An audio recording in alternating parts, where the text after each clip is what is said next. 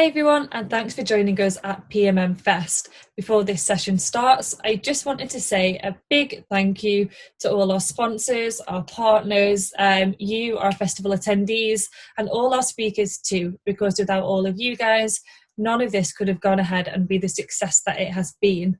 If you've not already checked it out, do check out our AMA site. Lots of our speakers will be heading over there after their sessions to take your questions and give their answers. So yeah, head over to the AMA site. That's all from me today. Enjoy the session.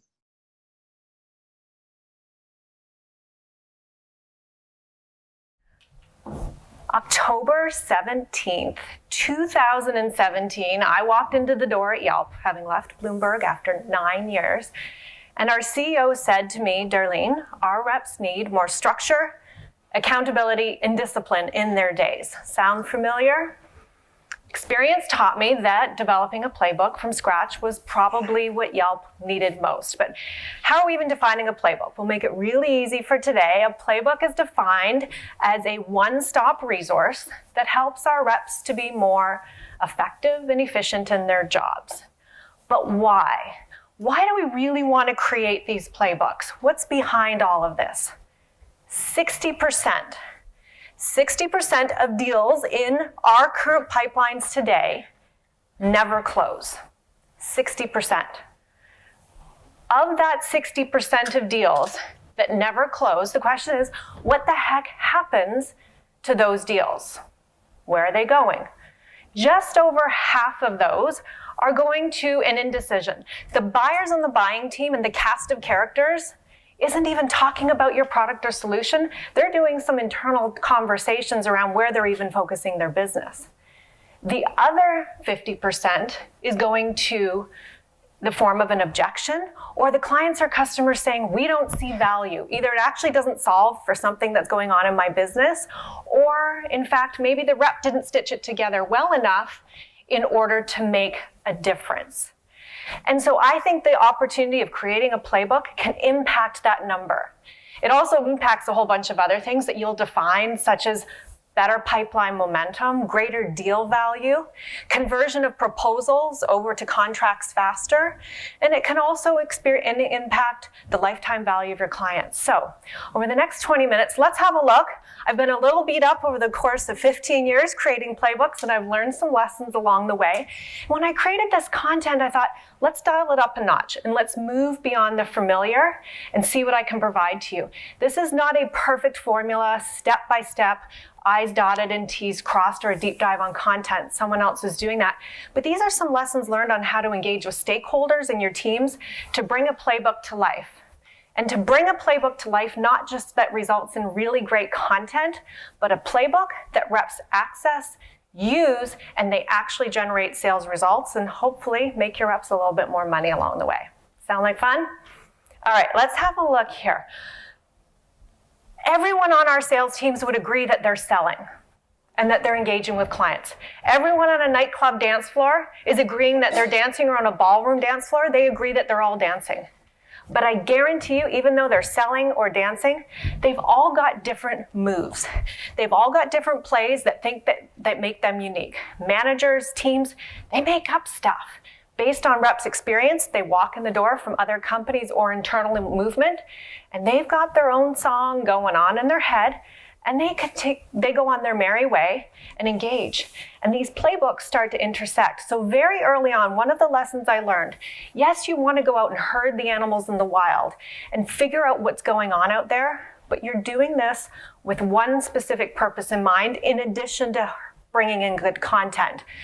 You want to take very close inventory of what's going on out there, because by the time you come back to position and roll out your playbook, you will have already got and secured some buy-in and support around the concept of the playbook, which is fantastic. But what you'll also have done is you know how to communicate it and position it back out. We discovered on 2 of our teams at Yelp that we had reps going out and they were positioning us with 4 capabilities.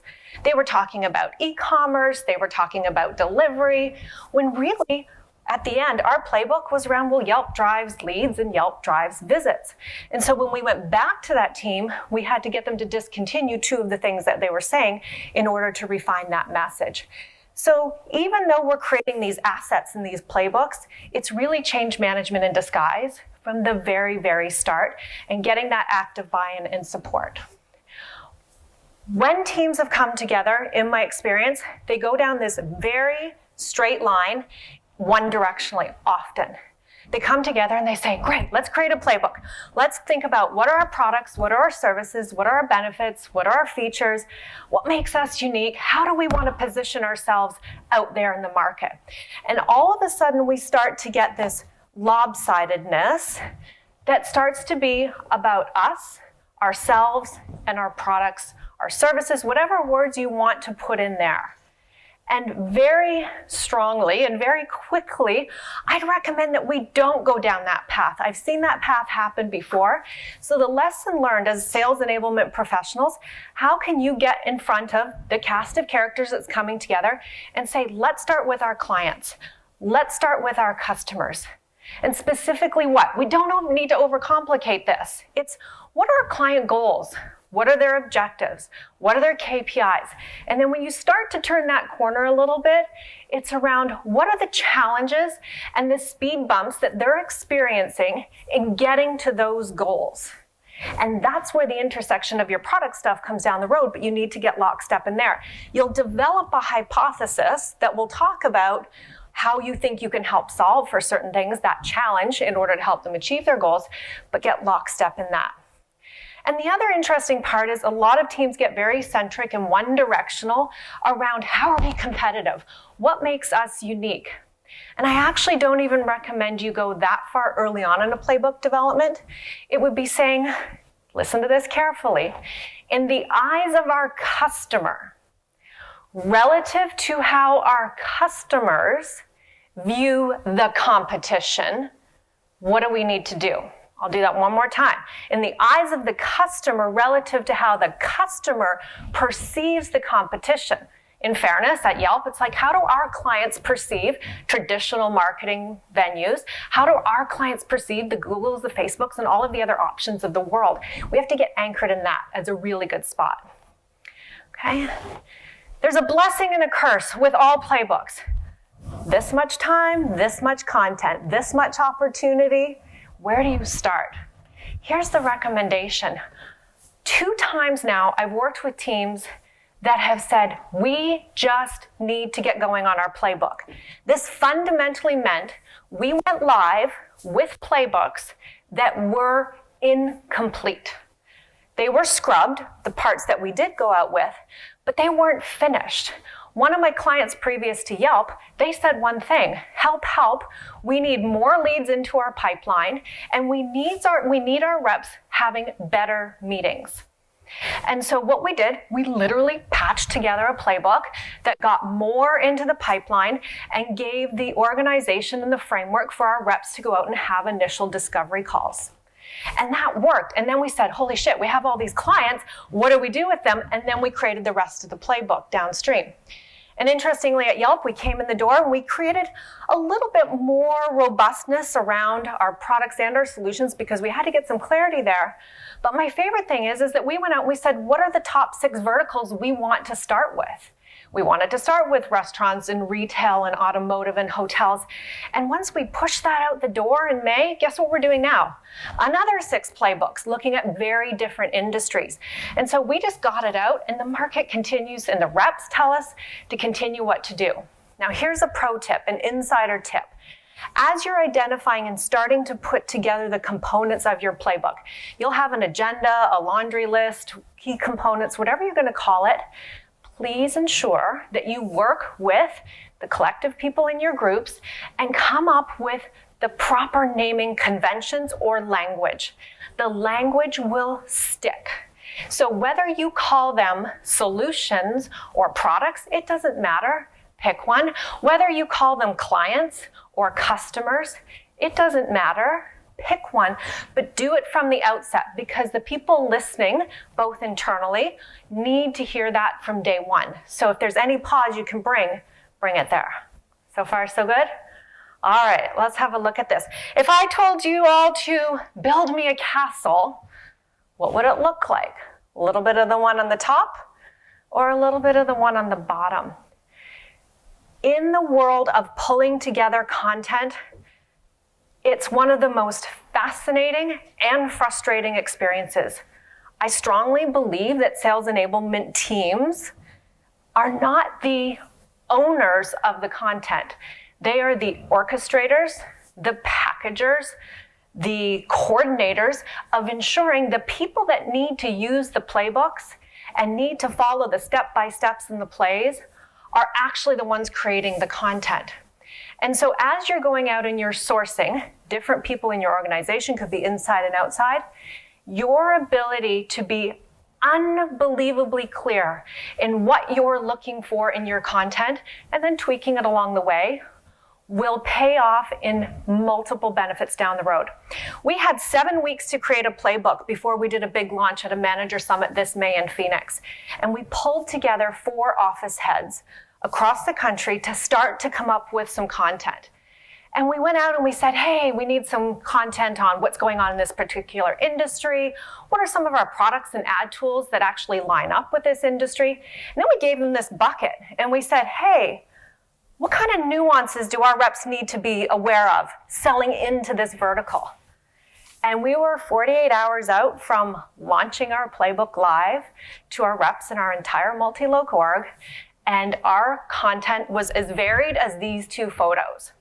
And so what we realized quickly was, oh shoot, we should have been more specific in our direction. What do we mean? Hey, enterprise office head, I want to know the nuances that happen in this playbook. And I want to know the nuances that the reps need to know by engaging with clients in this vertical. What did we mean? We specifically meant, who are the cast of characters that we want to be reaching out to? What are their roles? What are their responsibilities? What KPIs do they have on their backs? Specifically, how do they work internally to make decisions? What are they focused on? What do they care about? How about some other things? Who are they connected to? And what kinds of objections do we run into when we're trying to do business in those areas? We totally goofed. And so guess what? On another 6 playbooks that we're developing now, we have got that structure and we learned that lesson early on. So the generalities won't cut it, and don't leave it to chance and have multiple iterations. This will be really helpful for you. All right, think of the most functional airport hub in the whole wide world. And we all know that it's not SFO right now. Your playbook operates as a hub. It is a central, whatever word you want to use, repository and information going in and going out and flowing through. Our current playbook exists, it's about 4 to 6 pages. Now, here's the cool part. I have an extreme paranoia of protecting reps' time. That means that the inundation that's going on in reps' playbook, reps' inboxes and emails drives me bananas. We've got product sending product updates some days when I walked in the door, leadership giving updates, marketing with their new events and things that are happening. That has to stop. And so if you think about this hub in your role as air traffic controller, is to ensure that the coordination and the sequencing of everything coming in and going out, in fact, is organized in a thoughtful way that the reps actually use it and can access it in the moment that they need it. It's not like, oh, where was that document again? No, whatever you can do to give the reps extreme rep focus. We're actually working right now with our sales and marketing infrastructure to see if as soon as a rep opens a new opportunity in Salesforce, maybe it's in retail, we're going after H&M, boom, up comes the retail playbook. And as it navigates along, it'll help the rep at each stage of the sale depending on their experience. So even though we're still evolving there, if you can start to look at your content in this hub, so even though our playbook is 4 to 6 pages right now, please create them in the cloud. Please don't ruin trees. Please do everything you can. You can do little laminates on desks. It's really helpful to start to categorize in whatever way makes sense and matters to you. How do we want to package this content? A-level content would be non-negotiable. Do not pass go. This is your primary offerings. This is about primary information about your clients, what you're offering to them, nuances that go on, and possibly some tools.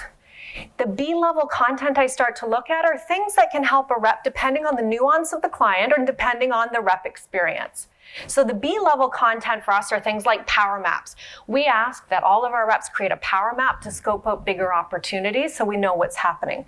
We have question repositories in there. So as you're navigating through each stage of the sale, that we actually have questions that align.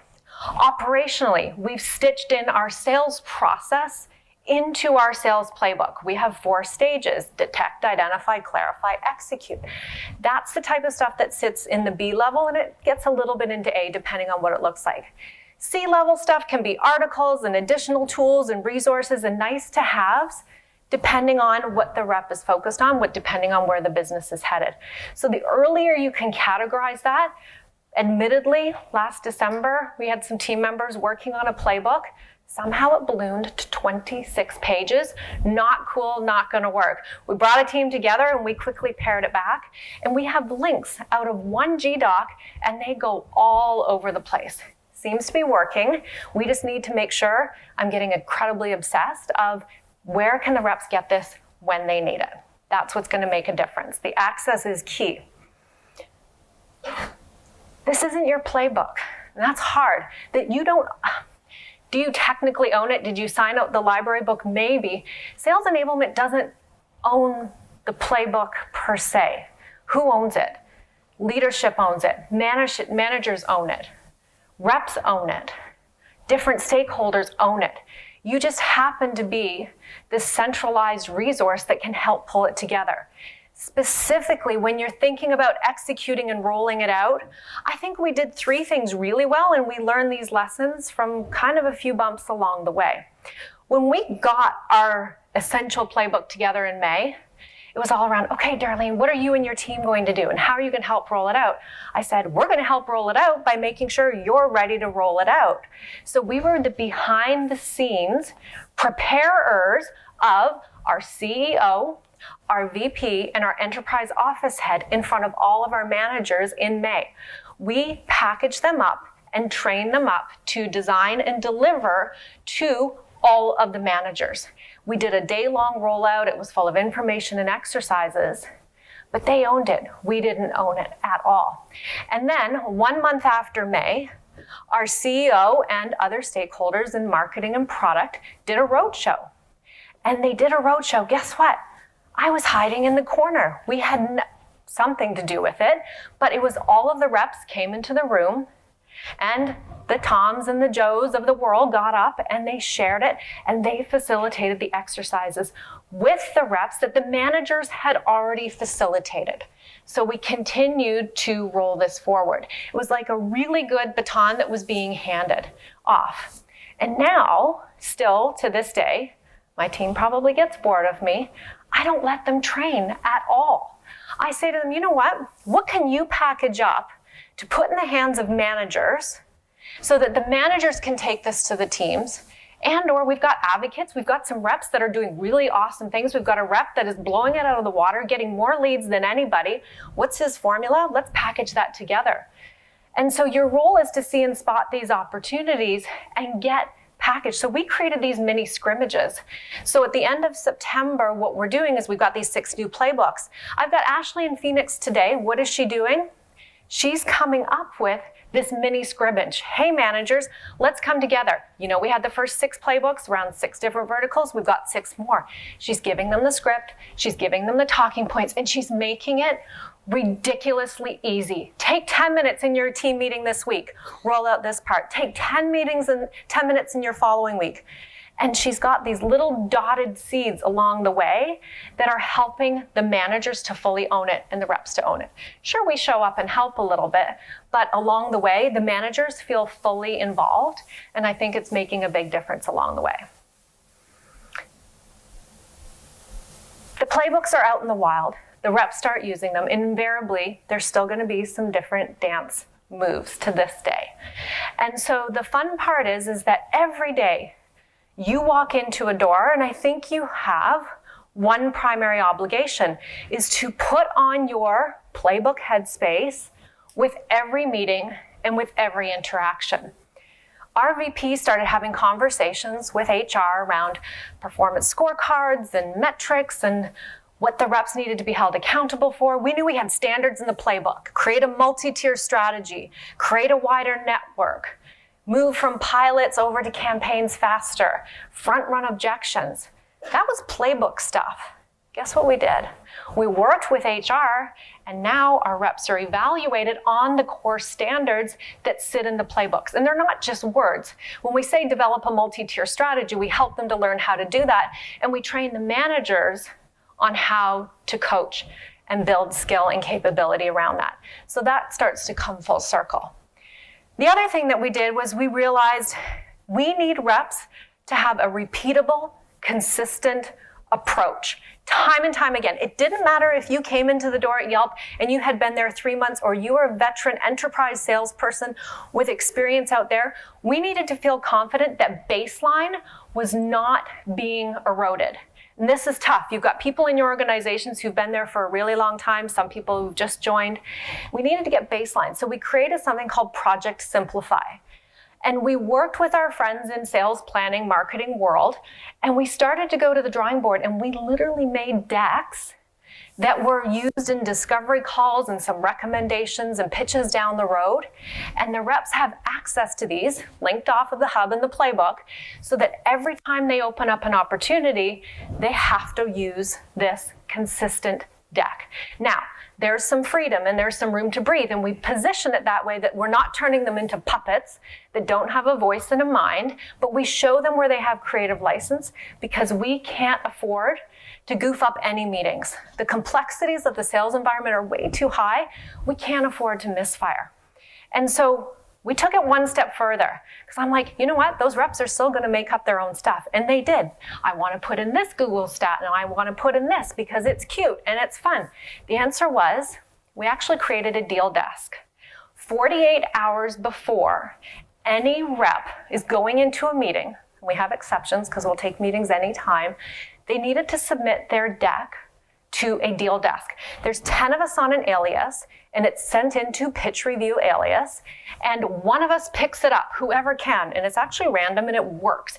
And we're looking for consistency of message, consistency and proper use of data, proper use of logos. Reps do all sorts of fancy creative things. And so it's really awesome that we pick these things up. And guess what? My team is also studying all of the pitch review, all these decks that are coming in. And guess what they're doing? They're analyzing it for patterns and themes, coming back and saying, what else do we need to do? I'd love to put the pitch review alias out of business. That would be a goal down the road. Okay. So how do we tie this all together? This is my sweet baby girl, Emmeline, up here. She, mom fail, July 20th, she got accepted into pre-K 3.